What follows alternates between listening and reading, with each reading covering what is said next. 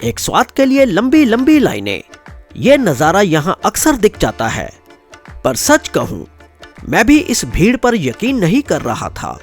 पर जायका जब मेरी जुबान पर आया और तभी समझ आया, भीड़ यहाँ यूं ही नहीं थी। ये है जी बिसी बेड़े बात।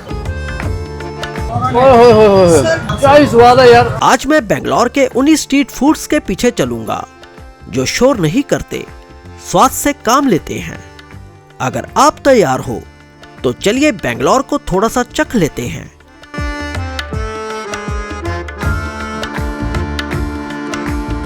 ये वो शहर है जहाँ सड़कें सिर्फ रास्ता नहीं देती, जायके भी अपने अपने सफर पर होते हैं। मैं इस वक्त खड़ा हूँ बेंगलुरु में, जहाँ सुबह तो जल्दी आती हैं पर रातें देरी से जाती हैं। यहाँ कहीं आपको कॉफी की उबाल नजर आएंगी तो कहीं आपको कढ़ाई से छनते तेल की आवाजें सुनाई देंगी। और इन्हीं सब के बीच ये शहर चलता है। आज हम बेंगलुरु को नामों से नहीं, हर जायके के एक एक कोर से समझेंगे, और वो भी स्ट्रीट फूड के जरिए।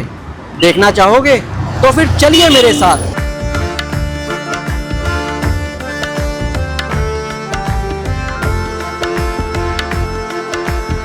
आज मैं बेंगलोर में उस जगह जा रहा था जहां जायका काउंटर पर नहीं, इंतजार में मिलता है। लंबी कतार, धीमी चाल और हर शख्स की आंखों में एक सा सवाल, बस थोड़ा और। चेहरों पर थकान नहीं, कोई हड़बड़ी नहीं, जैसे सब जानते हों कि इस सब्र के आखिर में कुछ खास लिखा है। और मैं इसी भीड़ के बीच ये देखने आया था, आखिर इस सब्र का सिला क्या है। मेरे ठीक पीछे आप जो दुकान देख रहे हैं, ये साउथ इंडियन नाश्तों की एक पहचान मानी जाती है बेंगलुरु में। एक ऐसी पहचान जिसका नाम यहाँ रास्ता पूछने के लिए नहीं, जायका ढूंढने के लिए लिया जाता है। तो आइए दोस्तों, डे 1 की इस शुरुआत में देखते हैं कि सेंट्रल टिफिन रूम में किस तरह का सादा नाश्ता मगर बेहद लजीज साउथ इंडियन स्वाद हमारा इंतजार कर रहा है। तो भाई ये है वो किचन, सामने लिखा हुआ नजर आ रहा होगा सेंट्रल टिफिन रूम। तो भाई यहाँ पर आप जायकों की दीवानगी चेक कर लो। ये दरवाजा है और भाई इसकी लाइन आप चेक कर लो यहाँ से, ये देखो यहाँ से। कैमरे की आंख जिधर भी घूम रही थी, उधर जायके के दीवाने लोगों की लंबी कतार ही नजर आ रही थी। चेहरे बदल रहे थे, कदम आगे बढ़ रहे थे, मगर इंतजार अपनी जगह कायम था। खैर, इसी भीड़ से नजर हटाकर अब मैंने इस रसोई की तरफ रुख किया जहां से खुशबू आ रही थी। हर कोई अपने जायके का स्वाद ले रहा है और जायके आते जा रहे हैं। वो देखो सामने, और ये देखो, और इधर भाई ये काउंटर लगा हुआ है और ये सामने इनका ये मेन्यू है। भूरे रंग के लंबे से बोर्ड पर इस रसोई के जायकों का पूरा नक्शा कन्नड़ और अंग्रेजी में छपा हुआ था। नजर एक नाम से दूसरे नाम तक फिसलती जा रही थी, जैसे हर जायका अपनी बारी में खुद को याद दिला रहा हो। उधर काउंटर संभाल रहे सुरेश भाई के पास मैं थोड़ा ठहर गया। बिना जल्दी के उनसे पूछा, यहाँ के वो कौन से चुनिंदा जायके हैं जिनसे मिले बिना वापस जाना मुनासिब नहीं होगा। बटर मसाला डोसा और मैंगलोर बज्जी इवनिंग, और मधुरड़ा बोंडा सूप, ओके फेमस, और कारावत केसरी बात तो रवा इडली है जी। यहाँ काफी भीड़ थी, काउंटर पर आवाजें थी, पीछे इंतजार और आगे काम की जल्दी। मैंने ज्यादा वक्त लेने की बजाय एक सादा सा फैसला किया। इस दुकान की लोकेशन और यहाँ का कॉन्टैक्ट नंबर अपने पास रख लिया, क्योंकि कुछ जगह एक बार में नहीं, दोबारा आकर ठीक से समझी जाती हैं। लोकेशन हो Malleswaram 7th cross 3rd main 08023317531। दरवाजे पर भीड़ को संभालता एक शख्स वॉकी टॉकी पर रसोई के कारीगरों तक ऑर्डर का फरमान लगातार पहुंचा रहा था। आवाजें आ जा रही थी, हाथ इशारे कर रहे थे और रसोई अपनी पूरी रफ्तार में काम कर रही थी। मैंने भी यहाँ का खास बटर मसाला डोसा और मैंगलुरु भज्जी ऑर्डर कर दी और करीब 10 मिनट बाद रसोई से एक कारीगर बिल्कुल ताज़ा बनाकर मेरी तरफ बढ़ता नजर आया, जैसे इंतजार अब अपनी शक्ल ले रहा हो। मगर सच ये है कि इस जायके तक पहुँचने के लिए मुझे काफ़ी कश्मकश करनी पड़ी थी। ये है यहाँ का स्पेशल बटर मसाला डोसा और ये है मैंगलुरु भज्जी। मतलब कि ये देखो, ये यहाँ पर लिखी हुई है, ठीक है। तो मसाला डोसा तो कॉमन रहता है, बट यार यहाँ का मसाला डोसा और ये मैंगलुरु भजिया ट्राई करके आपको बताएंगे कि भाई इसका स्वाद एक्चुअल में कैसा है। ये देखो जी, ये है यहाँ की मैंगलुरु भज्जी, ये चेक कीजिए। और साथ में यहाँ दी है ये वाली सॉस।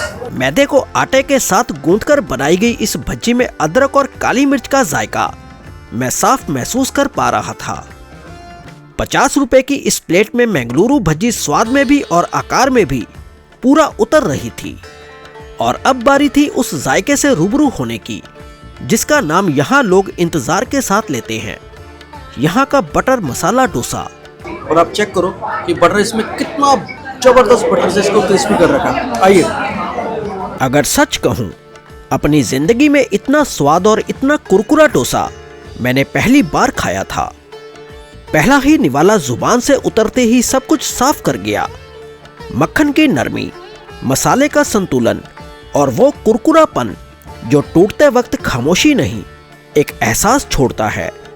और उसी पल इस भीड़ की वजह शीशे की तरह साफ नजर आने लगी। ये लाइन इंतजार की नहीं थी, ये उस स्वाद की थी जो आदमी को सब्र करना सिखा देता है। भीड़ अब शोर नहीं लग रही थी, वो बस गवाही दे रही थी कि कुछ जायके वाकई में दूर से बुलाते हैं।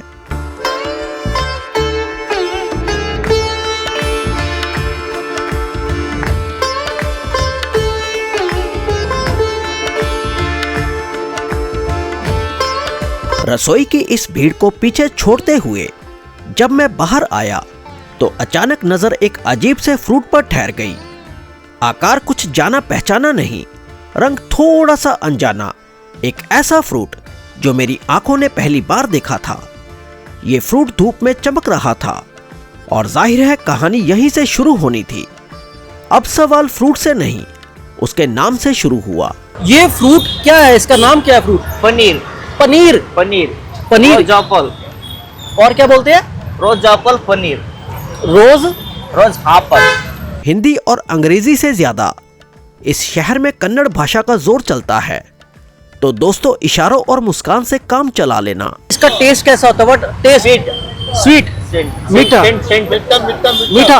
अच्छा, and what is the price? इसका प्राइस कितना? 800 किलो 800 रुपीज केजी। अच्छा, इस फ्रूट को यहाँ रोज एप्पल पनीर कहा जाता है और नाम समझ में आते ही मैंने एक खाने का इशारा किया तो भाई ने अंगूठे से हल्का सा दबाव दिया और बीज बिना किसी जोर के बाहर आ गया। फिर फ्रूट का आधा हिस्सा मेरे हाथ में थमा दिया गया जो नजरों से कहने लगा, अब पहचान स्वाद से होगी। ये पूरा खाना पीस? ओके। इसका टेस्ट ही एक अलग ही सेंटेड फ्लेवर। Healthy fruit. कुदरत की बनाई ये एक नरम सी मिठास थी जिसमें मीठे के साथ हल्की सी इत्र जैसी खुशबू मेरी जुबान पर उतर रही थी। 800 रुपीज केजी। रोज एप्पल पनीर फ्रूट बोलते हैं इसको। मैंने अभी इंटरनेट पे सर्च किया। ओह सेंटेड फ्लेवर। हाँ भाई जैसे ना एक सेंट नहीं होता यार, क्या ही जायका यार इस फ्रूट का। मुझे ये भी पता चला कि ये फ्रूट सिर्फ कर्नाटक में ही मिलता है, वो भी साल में महज 1 महीने के लिए। एक छोटा सा वक्त, जैसे कुदरत खुद तय कर देती हो कि हर मिठास हमेशा के लिए नहीं होती। मैं और समझना चाहता था उसके मिजाज को, उसकी कहानी को, मगर बीच में भाषा आकर रुकावट बन गई। ಕನ್ನಡದಲ್ಲಿ ಮಾತಾಡಿ, ನಮ್ಗೆ ಹಿಂದಿ ಬರಲ್ಲ. अरे मंथ 1 year ಒಂದೇ ಮಂತ್. ये सीजन 1 year ಒಂದೇ month 1 month which month 1 month ಒಂದೇ month 30 days January February which month ಈ सीजन दिसंबर जनवरी। हाँ। अच्छा जनवरी में होता है। अच्छा ये जनवरी में फ्रूट आता है ये। अच्छा उसी बीच एक और फ्रूट मेरी नजर में आया, हल्के भूरे रंग का, कुछ जाना पहचाना सा, और पूछने पर पता चला कि ये लीची है। नवीन भाई समझाने की कोशिश करते रहे कि ये कहाँ की है, किस मिट्टी की है, किस मौसम की देन है, मगर भाषा फिर बीच में आकर रुकावट बन गई। जब अल्फाज मेरे हिस्से में नहीं आए तो मैंने बिना ज्यादा सोचे सीधा जायके का रास्ता चुन लिया। देखो जी लीची, क्या बात है, मीठी। हाँ अच्छा यार हमारे पंजाब में जो लीची मिलती है ना, उससे इसका जायका बिल्कुल हटके यार, बहुत ही स्वाद यार, बेहद स्वाद। और ये क्या पड़ा?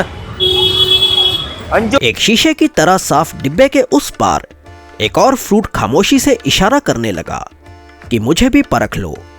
मैंने फिर से नवीन भाई की तरफ देखा और नजर अपने आप सवाल बन गई कि ये क्या है।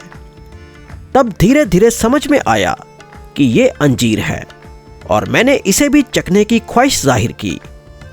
पहला ही कोर जुबान पर उतरा तो यकीन हो गया, ये वाकई शहद जैसी मीठी थी।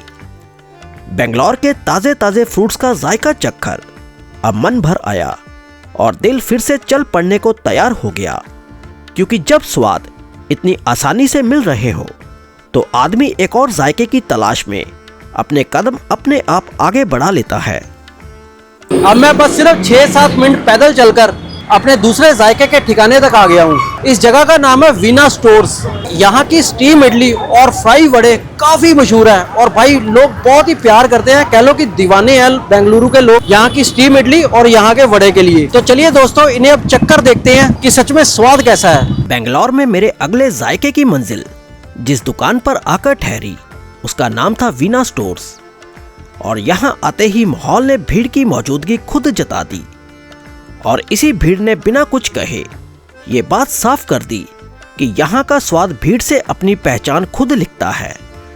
यहाँ वक्त जाया करने का मेरा कोई इरादा नहीं था, तो मैंने सीधे नवीन भाई से पूछ लिया इस दुकान की शुरुआत कब हुई थी और इसकी एग्जैक्ट लोकेशन मुझे समझा दी जाए, क्योंकि जहाँ जायका इतना बोल रहा हो वहाँ कहानी जानना भी जरूरी होता है। 1977 is open. 1977. Okay. And tell me the exact location of here this store. ಇದು ಮಲ್ಲೇಶ್ವರಂ 50 ಕ್ರಾಸ್ ಮಾರ್ಗಸ ರೋಡ್. Okay. भीड़ अपने शबाब पर थी और रसोई में पूरी हलचल। काउंटर के पास आते जाते कदम, तवे की आवाज और हवा में मसालों की गर्म सरगोशी पूरी तरह से भरी हुई थी। मैंने ज्यादा देर ना करते हुए यहीं के कुछ खास जायकों पर चंद बातें कर ली जिसको खाकर मजा आ जाए। और इडली वड़ा अंड ಖಾರ ಬಾತ್ ಶಾವಿಗೆ ಬಾತ್ ಬಿಸಿಬೇಳೆ ಬಾತ್ अच्छा ಪುಳಿಯೋಗರೆ जी हाँ okay your all item is good famous. Good famous. मैंने भाई से कहा जो यहाँ की पहचान है सब एक एक करके मेरे नाम लगा दीजिए। वो हल्का सा मुस्कुराया और मुझे जायकों की डिजिटल अदालत में खड़ा कर दिया, जहां स्क्रीन पर नाम नहीं जायके चमक रहे थे। एक के बाद एक करीब 5-6 आइटम्स मेरे लिए चुने गए और उंगलियां बिना हड़बड़ी के अपनी अपनी जगह टिकती चली गई। तकनीक ने यहाँ सब्र को आसान बना दिया था। ऑर्डर का भुगतान हुआ और उसी पल पूरे जायके की एक छोटी सी पर्ची छपकर बाहर आई और वही पर्ची नवीन भाई ने उठाई और बिना कुछ कहे रसोई की तरफ बढ़ गए। अंदर कारीगरों के बीच वो पर्ची किसी फरमान की तरह घूमी और उसी के साथ मेरे लिए जायके लगने लगे। ये this one is famous idli vada idli vada. Okay right right right right this is idli vada. Idli vada this is very famous है। Famous very famous. ये क्या है भाई? ಖಾರ ಬಾತ್. अच्छा काराबात उपमा। हाँ. अच्छा और ये हो गया ಶಾವಿಗೆ ಬಾತ್. अच्छा नूडल्स. नूडल्स हाँ. सेवी के। ಶಾವಿಗೆ ಬಾತ್. अच्छा यार नाम बड़े अजीब है। ये क्या? ಬಿಸಿಬೇಳೆ ಬಾತ್. अच्छा bisi bele bath. Right right right जी। मैं जायकों के नाम सुनता चला गया और वो नाम मेरे कानों के ऊपर से यूं ही गुजरते चले गए। मैं बस हाँ में हाँ मिलाता रहा, क्योंकि यहाँ की भाषा मेरे लिए एकदम नई थी। अल्फाज समझ में कम आ रहे थे मगर लहजा सब कुछ कह रहा था। तो भाई ये देखो, ये अपनी 6 आइटम्स आ गई हैं। हाँ। और नवीन भाई भी अपने साथ है। तो भाई एक एक आइटम का आपको टेस्ट करके बताता हूँ और मेरे को नाम अभी भी याद नहीं आए। जायके की शुरुआत मैंने यहाँ की इडली से की। सादी सी इडली मगर साथ में परोसी गई एक ऐसी चटनी जो उसके स्वाद में जान भर देती है। और सच कहूँ, जब पहली इडली जुबान पर रखी तो स्वाद किसी जल्दबाजी में नहीं आया, हौले से खुला और इडली की नरमी में चटनी की जान घुलती चली गई। ये है यहाँ का वड़ा, ये चेक करो। आइए यहाँ का वड़ा भी ट्राई करते हैं। अरे नवीन भाई वड़ा, आओ वड़ा आओ जी वड़ा।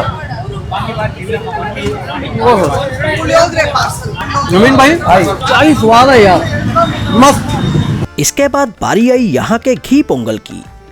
चावल, मूंग की दाल और साउथ के कुछ खास मसालों से तैयार ये जायका पहले ही कोर में अपनी मौजूदगी जता देता है। घी की गर्माहट, कड़ी पत्ते की खुशबू और काली मिर्च की हल्की सी चुभन सब मिलकर जुबान को वाह कहने पर मजबूर कर देते हैं, जो बिना आवाज के निकलती है। सादा दिखने वाला ये पोंगल अंदर से इतना गहरा निकला कि हर निवाले के साथ साउथ की रसोई खुद ब खुद याद आने लगी। ये है जी बिसी बेड़े भात, और इसमें थोड़ी सी वो क्या डली? नरम बूंदी। बूंदी, नरम बूंदी डली हुई है। बिसी बेड़े भात।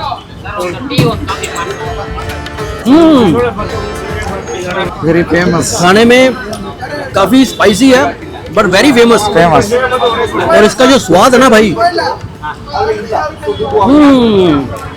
एक बात बोलूं, मैंने इतनी आइटम्स इसलिए लगवाई क्योंकि ये सारी आइटम्स ना वीना स्टोर्स पे बहुत फेमस है और आपको ट्राई करनी चाहिए। ये है जी उपमा। आइए। ओहो, मैं हमेशा बोलता था कि मेरे घर पे सबसे बढ़िया उपमा बनता है भाई। घर का बना हुआ उपमा फेल है भाई। ये क्या ही जायका है यार इस उपमे का यार। ओए होए, आप इधर लो। ये देखो भाई, सब्जियां देखो इसमें, ये देखो। स्वाद आएगा आपको। सैवी के बाद। सैवी के बाद हाँ, south Indian noodles. South Indian noodles. आइए। ओहो, फेमस भाई वेरी वेरी फेमस। फेमस। और भाई एक से एक बढ़कर जायका यार।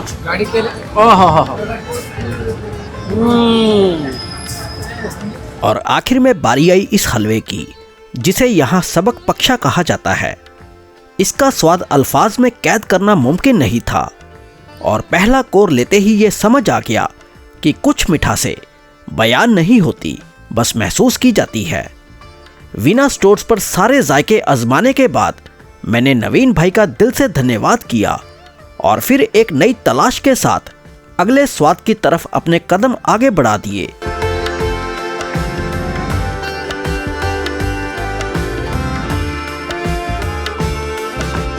अच्छा जी, अभी मैं मालेश्वरम में ही हूँ और मेरे को ना एक चलते चलते यहाँ पर एक बहुत ही बड़ी दुकान दिखी, और बाहर से ना मेरे को यहाँ पर कुछ साउथ इंडियन ऑथेंटिक डिशेस की ना फोटोज नज़र आ रही हैं।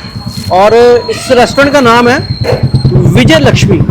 चमकते लाल और हरे रंग का बोर्ड और दुकान के अंदर बनी साउथ इंडियन थाली की तस्वीर मेरा ध्यान भीड़ से भरी सड़क के शोर से खींचकर सीधे यही ले आई। अभी यहाँ रश कुछ कम था। काउंटर के पास वो जल्दबाजी नहीं थी जो स्वाद से पहले हड़बड़ी पैदा कर दे, और यही सुकून मुझे पसंद आया कि यहाँ का जायका इत्मीनान से चखा जाए। और इसी इत्मीनान में मेरी मुलाकात संतोष जी से हुई। यहाँ बातों की शुरुआत किसी जायके से नहीं बल्कि इस दुकान की लोकेशन से हुई। जैसे वो बता रहे हों कि हर स्वाद से पहले उसका पता जानना जरूरी होता है, और यहीं से मुझे महसूस हुआ कि ये सिर्फ एक और दुकान नहीं बल्कि एक और कहानी है जो जायके के बहाने खुलने वाली है। Vijayalakshmi veg. Vijayalakshmi veg, Malleshwaram margosa road 10th cross. अच्छा, अरे वाह क्या बात है। जहन में अब भी साउथ इंडियन थाली की वही तस्वीर थी, और बस उसी तस्वीर से बात परोसे जाने वाले स्वादों तक पहुंच गई। 1 बॉल राइस और 3 पीस पूरी आता, और 1 कप पूरी खाने के लिए सब्जी और रसम, वेजिटेबल सांबर और वेजिटेबल का ड्राई सब्जी। अच्छा। और कर्ड राइस 1 कप, स्वीट मीठा, ठीक है, पायसा बोलता। अच्छा। वो 1 कप, और चटनी मिलता, उसका स्पाइसी चटनी मिलता। अच्छा। और 1 पापड़, 1 कप बटर मिल्क।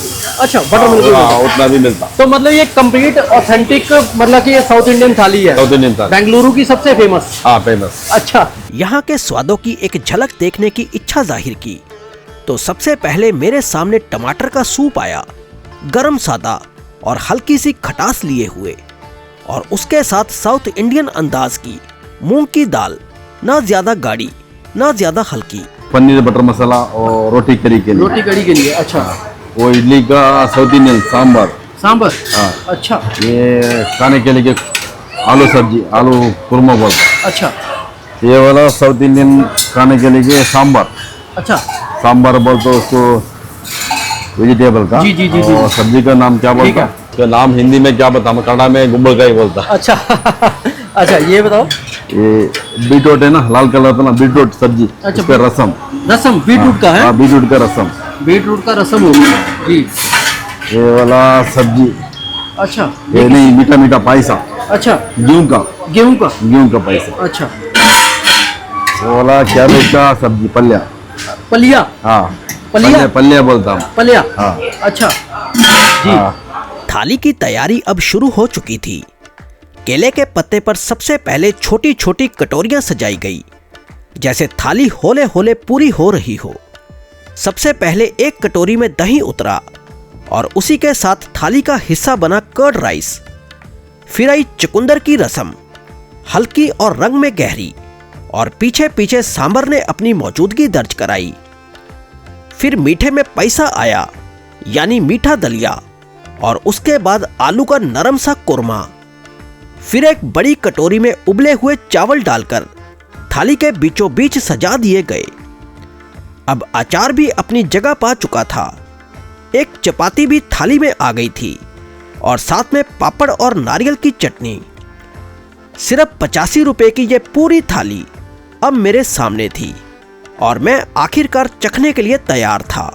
भाई ये जो आपके सामने ये थाली है ना, ये सिर्फ और सिर्फ 85 रुपीज़ की है और ऑथेंटिक साउथ इंडियन थाली है। तो मैं स्टार्ट जो करूँगा ना, ये देखो जी, ये आलू की सब्जी है। तो पहले आलू की सब्जी ट्राई करता हूँ कि इसका स्वाद कैसा है। बिल्कुल सिंपल और सादा सा जायका है। और ये देखिए भाई, ये है साउथ इंडियन सांबर। इसको खाकर देखते हैं भाई, पंजाब में बहुत खाया है कि यहाँ इसका स्वाद कैसा है। ओह भाई, क्या ही स्वाद है सांबर का यार। ये है बीटरूट की रसम। आइए, बीटरूट की रसम का फ्लेवर ना जैसे कांजी नहीं होती, थोड़ा सा हल्का सा खट्टापन है इसमें। ये है कर्ड राइस। आइए,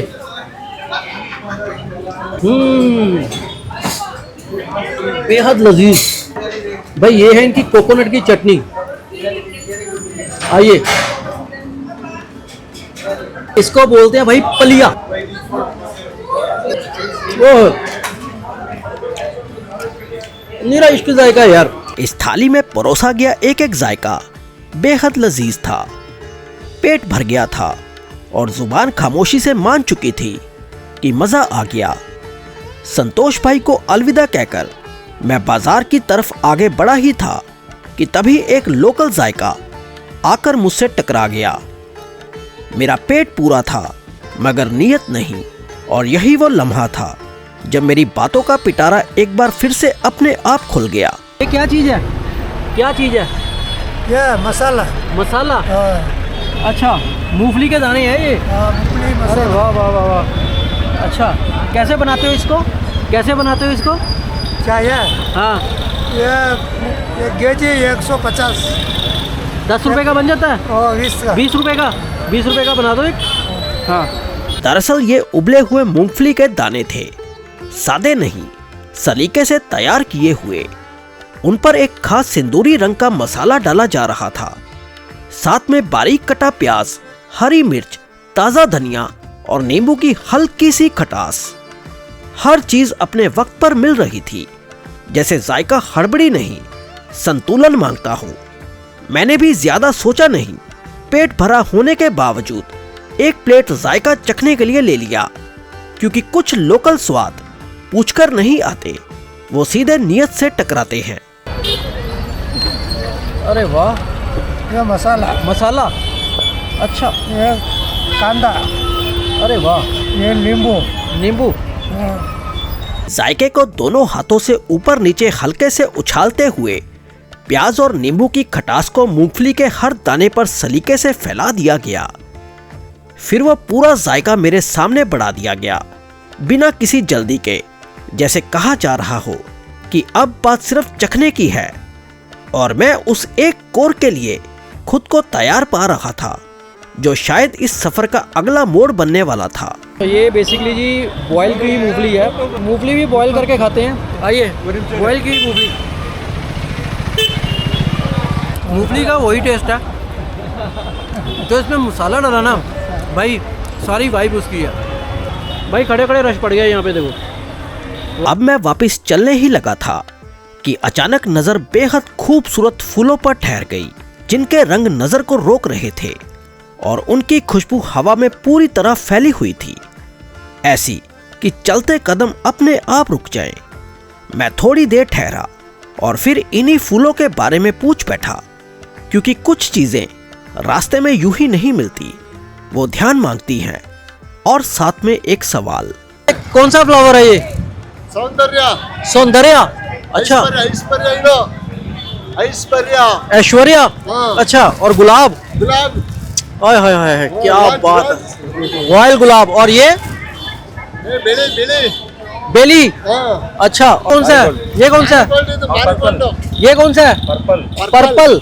अच्छा, और ये वाला? चॉकलेट ये चॉकलेट है? हाँ इधर मैरीगोल्ड अच्छा, ये चॉकलेट है, हाँ इधर चॉकलेट मैरीगोल्ड उधर मैरीगोल्ड है, ये तो मैरीगोल्ड है। हाँ मैरीगोल्ड मैरीगोल्ड। अरे वाह, धन्यवाद। आज बेंगलोर शहर को मैंने काफी करीब से देखा। यहाँ के जायके, यहाँ के लोग, सब में एक अपनापन सा महसूस हुआ। मगर एक बात दिल में सबसे ज्यादा ठहर गई, तो वो है यहाँ के भगवान के मंदिर। इतने खूबसूरत कि नजर खुद ब खुद उन पर रुक जाती है। दिन की थकान यही कहीं उतर जाती है। आज दिन का विराम मैंने गणपति जी के मंदिर में माथा टेकते हुए किया और प्रार्थना की कि आने वाला कल मेरे परिवार और आप सबके लिए अच्छा निकले। तो दोस्तों, बताइए आपको मेरा ये बेंगलोर का सफर कैसा लगा? अपनी राय कमेंट सेक्शन में जरूर लिखिएगा। और अगर कहानी पसंद आई हो तो इस चैनल को सब्सक्राइब करना मत भूलिएगा। मुलाकात होगी अगले हफ्ते एक और नई कहानी के साथ। तब तक के लिए जय श्री महाकाल।